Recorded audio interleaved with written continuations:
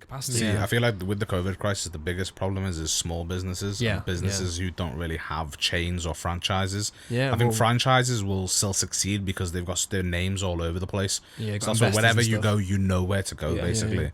But the people who have really taken the time out to create a business and really, showcase their food, they're the people who are really going to lose it more than anything. Yeah, like you could be grinding every day, waking up early, on your shit every single day and trying to make your business, and then out of no fault of your own, it just gets squashed in like a week.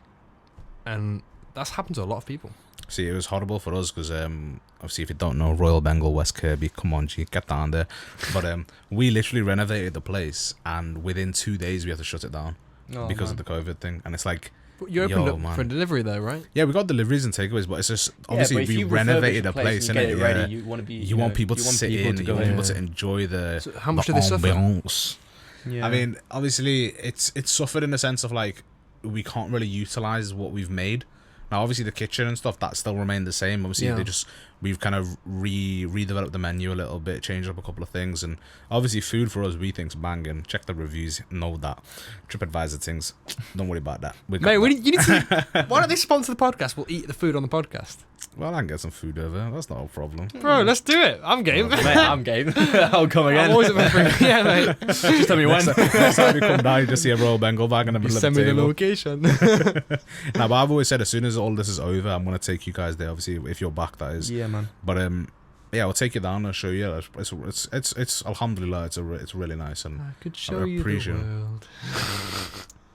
But yeah, man, it's one that it was tough because, especially for someone who only has like a single restaurant, like for that person, it's gonna be like I've put so much money into a business, and it's like knowing that you can't get the potential return you were originally focusing on. And there's more to it. Like there's usually a family behind it who's usually benefiting. Well, not benefiting. That's not the word, but like working hard. That's their livelihood to get that money and have food with that money. So it's a lot different than when you go to like whatever franchise business that is not really run by a family. It's actually run by like just not an entrepreneur anymore, but like just a businessman who's just making loads of money. So if that man doesn't make that much money for a couple months, he's not going to be as affected as maybe as a family-run business will be. 100%. Well, I saw this thing on Twitter that said like if you support a small business, your money is going towards someone's little daughter's piano lessons, or like ice skating, which will be another small business. So it's just but if you support like a big company, it's just a millionaire's yacht. You're buying him another yacht. So it's really made me more conscious of this because like normally the way I think about buying things is where is cheaper, nothing else matters. But like now I'm thinking like when things start to open again, I'm thinking like I might want to like pay a little bit extra just to go to like a small business just to support that because we need to support each other. Well, that's the thing, isn't it? It's called economies of scale in business. And the bigger you are as a business, the lower you can put your prices because you can split your fixed cost across a bigger number of customers. Yeah. So only you will be able to offer those prices. So we can't ever be like, oh, just go for the cheapest one because that won't ever be the smallest business. Yeah, exactly. That's the problem. I mean, it does make me wonder though, like if people don't care about these small businesses, how long will it be before they like can no longer operate?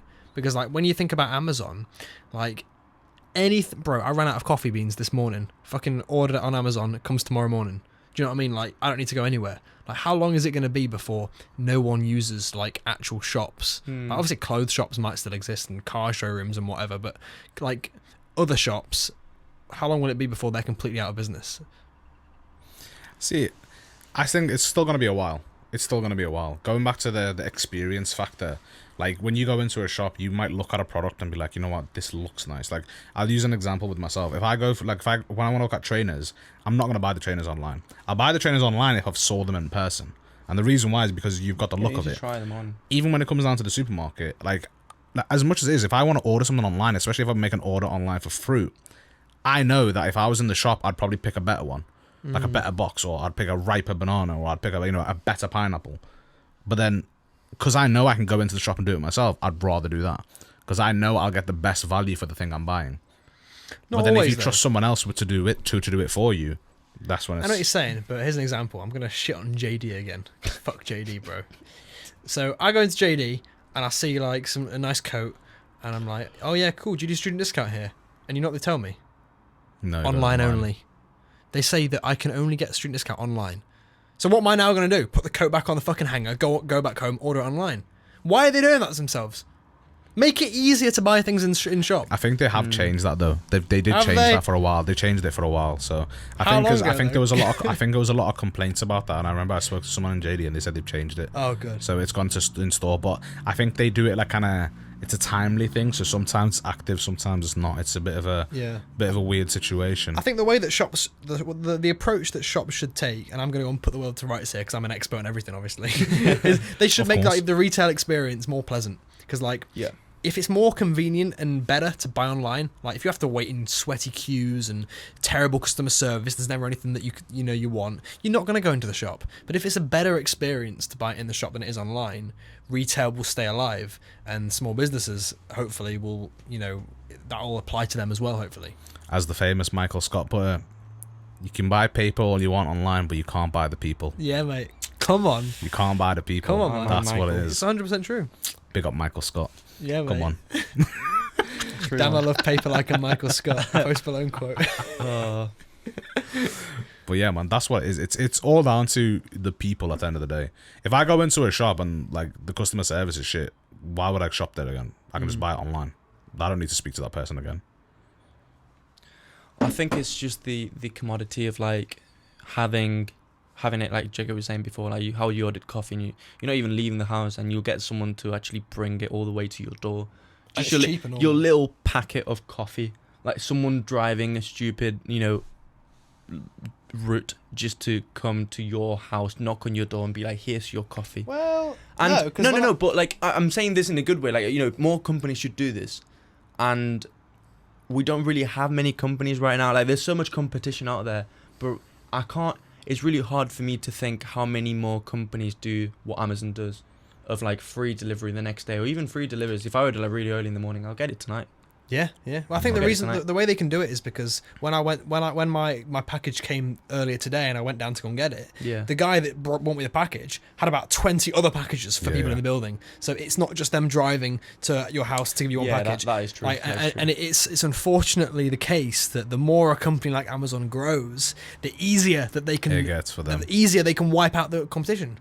100%. Yeah. So I think the big thing about Amazon is that it's more to do with if you know something's good and they're selling it, it's easy. Yeah. But then when it comes down to experimenting with something or trying different things and looking at it, that's where the shopping experience comes into it. Yeah. But Amazon is something where it's like you buy something because you know it's a good sell or you know it's a good product. Obviously, sometimes you're in that situation where it's like, I don't want to go to the shop, so I just want to buy something online like a cable or a charger, and you just sat there like, yo, hold on a second, check the reviews. Hold on, that person could have paid for that review. And then you don't know what's happening. Yeah. So then it all comes down to the trust of the product. So I think with the retail experience, you obviously, when it comes to experimenting and finding things that you like and personalizing it for yourself, it's a lot easier because you're in control. But then when it comes to Amazon, unless you know what you want, the personalized experience ain't going to be the best. They might not pick the ripest banana. Or they ain't going to pick, the blondie. The biggest blondie, pineapple. you know what I'm saying? The biggest blondie bag. I don't know what the hell you drink, blondie roast or something. I was thinking, what the hell are you talking about? I don't know. Some next level coffee shit, you get me? I just get that Nestle Zero thing. It's just Starbucks coffee. I don't not that know, complicated. man. I don't know, man. I don't even drink Starbucks. Fuck Starbucks. Do you like Starbucks? I do like Starbucks. I buy the coffee beans, but I don't really buy the coffee from there. Because, it makes more like, bro, a bag of coffee beans is like £4. A coffee is like £3. Yeah. Why would I buy a single coffee when I can buy a whole bag of coffee beans? Do you know what I'm saying? Why would I buy one coffee when I can have 12 coffees? More than that. Yeah, mate, honestly, it's true.